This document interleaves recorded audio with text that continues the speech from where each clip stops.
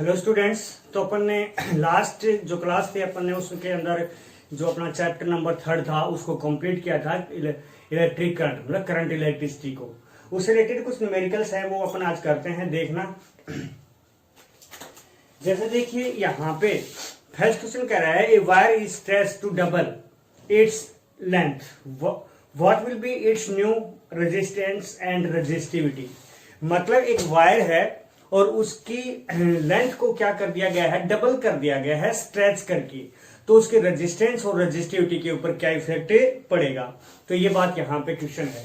तो जैसे कह रहा कि मान लीजिए आपके पास कोई वायर था, उसकी जो लेंथ थी वो अपन मान लेते हैं L थी, और एरिया क्रॉस सेक्शन कितना था, मान लीजिए A था, तो रेजिस्टेंस कितना हो जाएगा उसका, आपको पता है रो इंटू में L अपॉन में A, ये अभी उसका रेजिस्टेंस है, और रेजिस्टिविटी कितनी है, मान लीजिए रो है।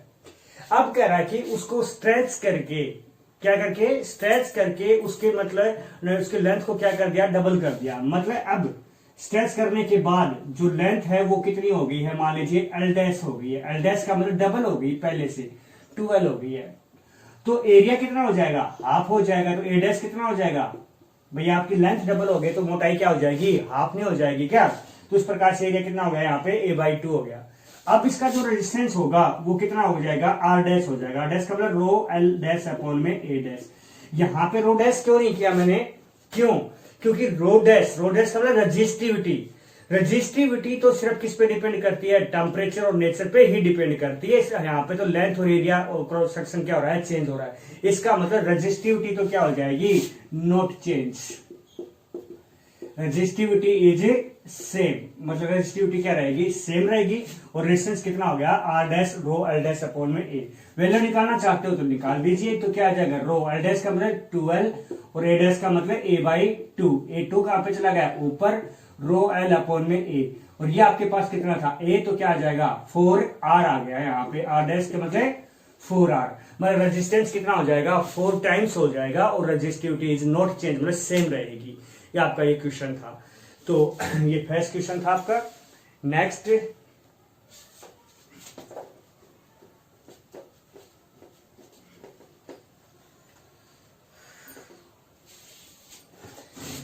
देखिए यहाँ पे। तो नेक्स्ट कह रहा है कि a carbon resistor is marked in colour bands.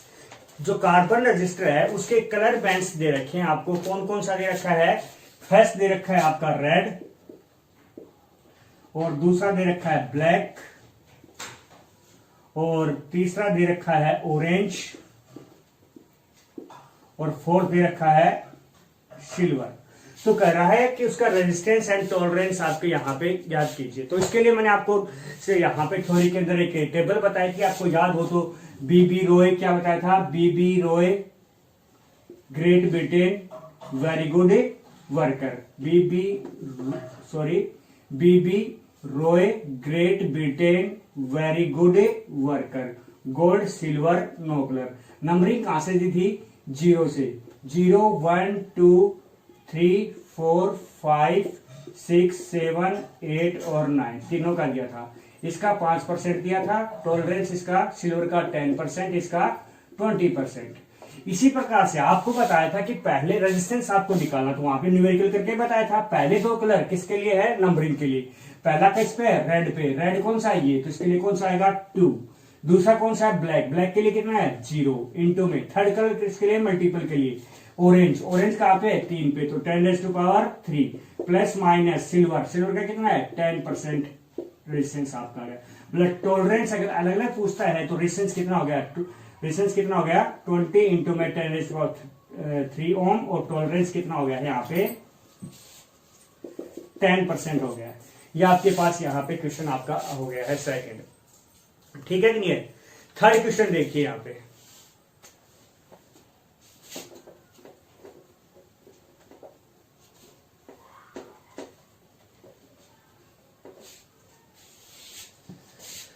Third question है आपका, 2 electric bulbs whose resistances are in the ratio 1:2। मतलब 2 आपके बल्ब है, उनके रेजिस्टेंस का रेशियो दे रखा आपको R1:2, मतलब R1 अपॉन में R2 दोनों का रेशियो दे दिया है कितना, 1/2। 2। उसके बाद क्या कह रहा है कि and connected in parallel to source of constant voltage. Voltage मतलब दोनों का कांस्टेंट दिया है, V1 equal to V2 equal to V, plus दोनों का क्या दिया है, कांस्टेंट वोल्टेज दिया है।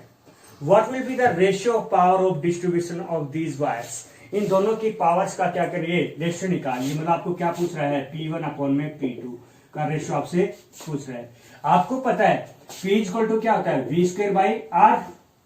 तो यहां से आपके पास यहाँ पे V तो कांस्टेंट है, तो क्या गया, V इनवर्सली प्रोपोर्शनल क्या गया, R1। तो P1 इनवर्सली प्रोपोर्शनल क्या गया, R1 हो गया है, और P2 इनवर्सली प्रोपोर्शनल क्या हो गया, R2। इक्वेशन फर्स्ट और 2। इक्वेशन फर्स्ट को 2 से क्या कर दीजिए, डिवाइड कर दीजिए। Equation first divide by equation second, तो क्या गया, P1 अपॉन में P2 इक्वल टू, देखो यहाँ पे प्रोपोर्शनलिटी, यहाँ पे मैं इक्वल टू लगा रहा हूं, क्यों, क्योंकि किसी प्रोपोर्शनलिटी को हटाते हो तो कांस्टेंट लगता है, कांस्टेंट से कांस्टेंट कैंसिल आउट, तो क्या आ जाएगा, R2 बाई R1 आ गया। आपको R2 बाई R1 यहाँ पे आ गया आंसर। परंतु आपको R1 अपॉन में R1 2 की वैल्यू तो दे रखी है, तो 1 अपॉन में रेशियो, तो 2 अपॉन में क्या आ गया, 1 आ जाएगा। तो P1 अपॉन में P2 इक्वल टू क्या आ गया, 1। तो मतलब रेशियो कितना आ गया आपके पास, P1 रेशियो P2 का रेशियो कितना आ गया है, 2:1। ये आपके पास क्या आ गया है, आंसर आ गया है। तो इस प्रकार से थर्ड इक्वेशन आपका है। नेक्स्ट देखिए,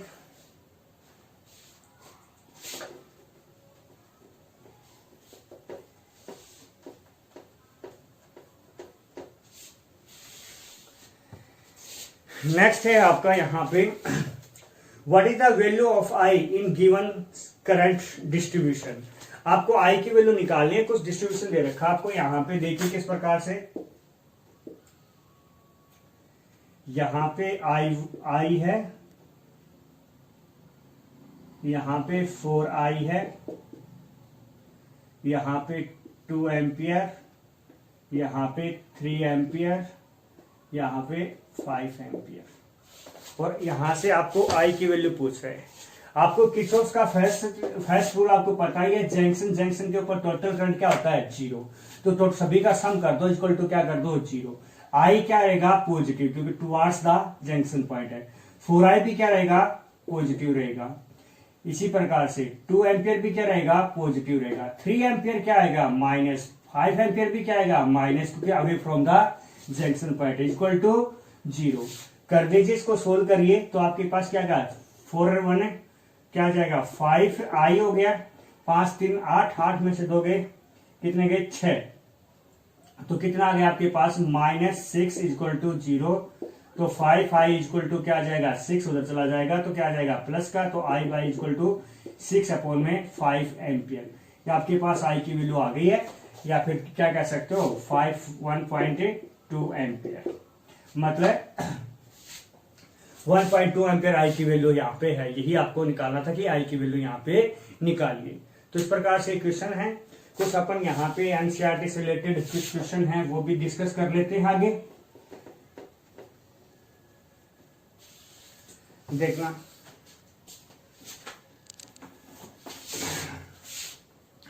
करा कि 3 रजिस्टर्स हैं, 3 रजिस्टर्स हैं, 2 ohm, 4 ohm and 5 ohm are connected in parallel. What is the total resistance of the combination. मतलब 2 4 2 4 एंड 5 तीनों किस में है, पैरेलल कॉम्बिनेशन में है। इस प्रकार से भाई 2 ohm, 4 ohm और 5 ohm।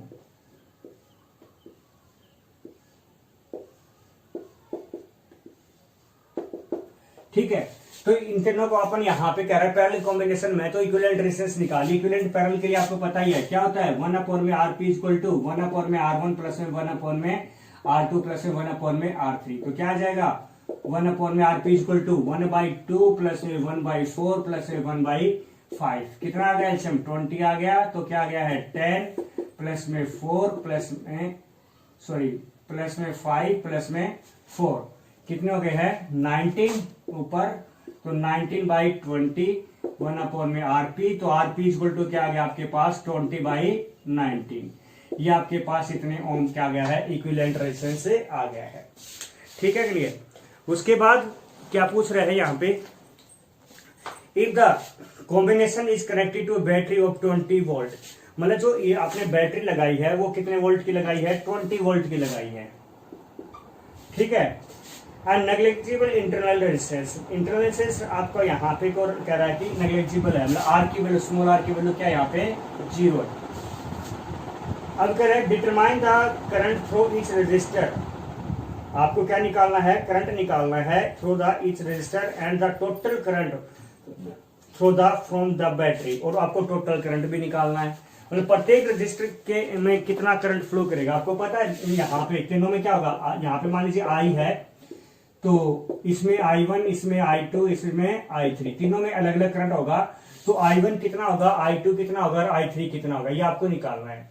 आप देख रहे हो पैरेलल में है तो वोल्टेज तो क्या रहेगा, कांस्टेंट ही है, कितना है यहाँ पे 20 वोल्ट। तो अपन फर्स्ट बात करते हैं, आपको क्या निकालना है यहाँ पे I1, V equal to I R, तो I equal to V upon में R, तो I1 equal to V upon में R1। V1 क्यों नहीं किया, क्योंकि वोल्टेज तो क्या है, सेम है, तो I1 इक्वल टू क्या आ जाएगा आपके पास, V कितना है 20, R1 कितना है यहाँ पे 2 है, तो कितनी ये, क्योंकि आपके पास R1 है, ये आपके पास R2 है, ये आपके पास है R3 है, तो कितना आ गया 20/2, कितना आ गया 10 एम्पियर। सेकंड की बात करेंगे तो क्या आ जाएगा, I2 इक्वल टू 20/4, कितना आ जाएगा 5 एम्पियर। इसी प्रकार से 3 की बात करेंगे तो कितना आ जाएगा आपके पास यहाँ पे 20/5 मतलब 4 एम्पियर, या सॉरी एम्पियर है, ठीक है। और टोटल करंट करेंगे, टोटल करंट आपका यहाँ पे टोटल देखो, इधर से I1 I2 तीनों मिलकर क्या हो गई I, तो टोटल करंट कितना हो गया I1 प्लस में I2 प्लस में I3, तो मतलब I इक्वल टू क्या आ गया 10 प्लस में 5 प्लस में 4, मतलब 19 एम्पियर आपके पास आ गया है, टोटल करंट आ गया, ठीक है। इस प्रकार से क्वेश्चन आपसे पूछा जा सकता है। नेक्स्ट देखिए,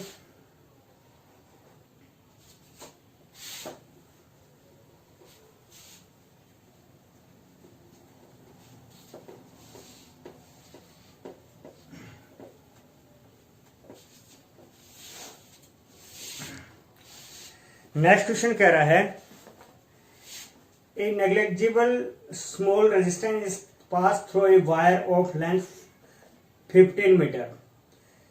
एक कह रहा है कि एक बहुत ही कम करंट है वो उस पास किया जाता है किसी भी एक मतलब वायर के अंदर, जिसकी लेंथ कितनी है 15 मीटर है, मतलब लेंथ अपन ने लिख दी है 15 metre.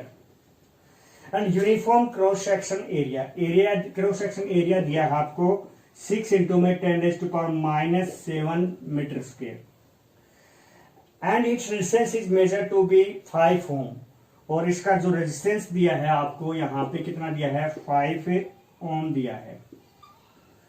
What is the resistivity of the metal at the temperature of the experiment. आपको यहाँ पे इसकी रेजिस्टिविटी आपको निकालनी है, बहुत ही सिंपल सा ही है तो क्योंकि आपको पता है आर इक्वल टू क्या होता है रो एल बाई ए, तो रो इक्वल टू क्या आ गया रो ए अपॉन में एल हो गया, तो तीनों की वैल्यू तो दे रखी है, तो क्या गया 5 इंटू में ए की वैल्यू कितनी दी है 6 इंटू में 10⁻⁻7 अपॉन में एल कितना दिया 15 दिया है, तो कितना आ गया 5 3 3 6, तो रो इक्वल टू क्या आ गया 2 इंटू में 10⁻⁻7 कितना आ गया यहाँ पे ओम मीटर, ये आपके पास रेजिस्टिविटी आ गई। सिंपल सा था ये तो बिल्कुल ही। नेक्स्ट देखिए,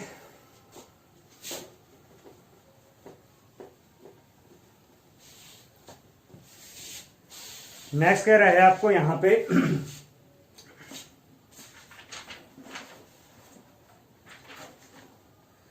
कह रहा है कि एट रूम टेम्परेचर कितना दे रखा है यहाँ पे 27 डिग्री सेल्सियस दे रखा है, कितना दे रखा है 27 डिग्री सेल्सियस।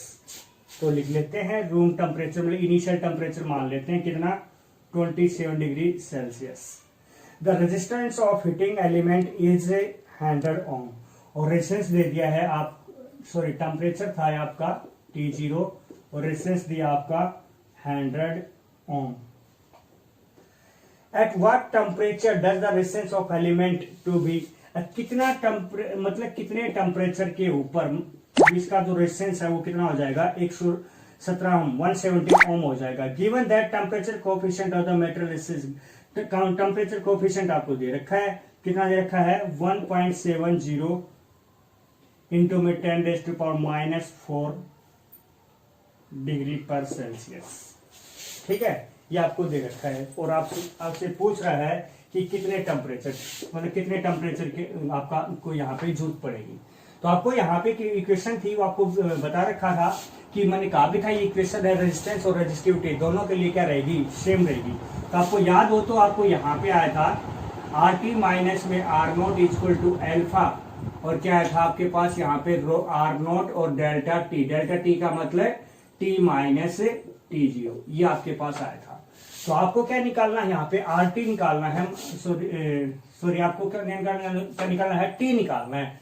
तो उसके लिए आप क्या करिए यहाँ पे टी माइनस टी नोट को यहाँ रख लीजिए और बाकी को नीचे भेज दीजिए। तो क्या आ जाएगा R T minus R nought upon में एल्फा और आर नोट, और तो आपके पास क्या आ जाएगा यहाँ पे, और टी आपको टी निकालना है तो R T minus R nought alpha R nought plus में क्या आ गया टी जीरो। सभी की वैल्यू पुट कर दीजिए। आर टी की वैल्यू कितनी है 117 माइनस आर नोट की कितनी है 100, एल्फा की कितनी दे रखी है 1.70 इंटू में 10⁻⁻⁴, आर नोट की कितनी दे रखी है 100 और प्लस में टी जीरो कितना है यहाँ पे 27 है। ये इसको सोल्व कर लीजिए आप यहाँ पे, तो कितना आ जाएगा टी इक्वल टू कितना बचा 17 अपॉन में 1.70 इंटू में 10⁻⁴ और इंटू में 100 है तो यहाँ पे क्या कर दीजिए 2 ही कर दीजिए, और प्लस में कितना आ गया 27। ठीक है, अब एक काम करते हैं, इसको पॉइंटों को हटाते हैं, तो 2 पॉइंट ऊपर जाएंगे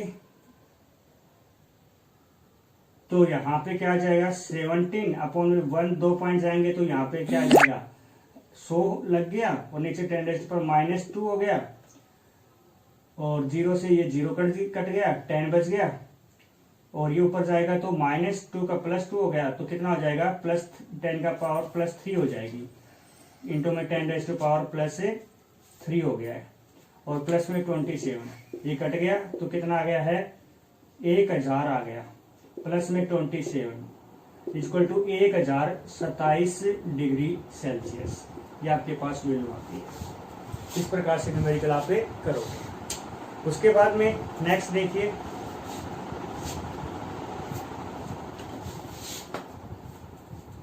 नेक्स्ट है सेम एज इसी प्रकार से ये सिल्वर वायर है, एक बार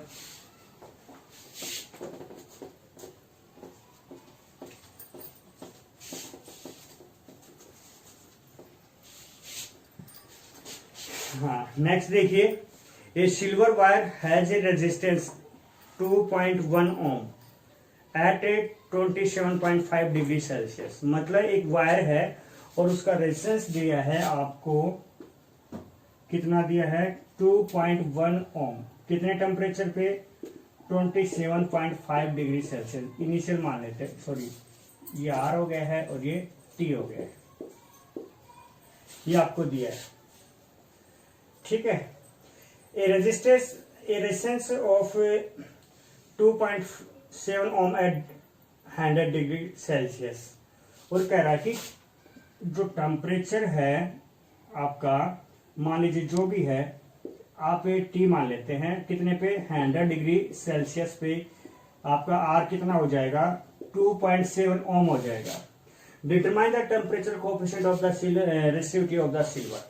तो आपको यहाँ पे क्या निकालना है, एल्फा की वैल्यू, टेम्परेचर कोएफिशिएंट की वैल्यू निकाल। सिंपल सा ही अभी तो बताया था कि क्या बताया था, R minus R nought equal to alpha, और आर नोट एल और क्या था डेल्टा टी, मतलब टी माइनस टी जीरो। ये आपको एल्फा निकाला तो एल्फा इक्वल टू क्या गया R minus R nought upon में आर नोट और टी माइनस टी जीरो, ये है वैल्यू पुट कर दीजिए। तो आर की वैल्यू कितनी है यहाँ पे 2.7 और माइनस में 2.1 अपॉन में 2.1 इंटू में कितना है यहाँ पे टेम्परेचर कितना है यहाँ पे 100 माइनस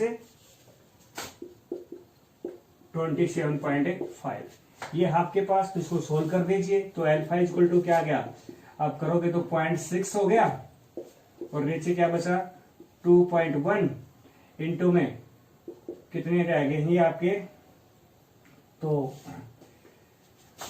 मतलब 100 में से आप 27.5 है, ये कर दीजिए तो क्या आ जाएगा 5। तो 9 में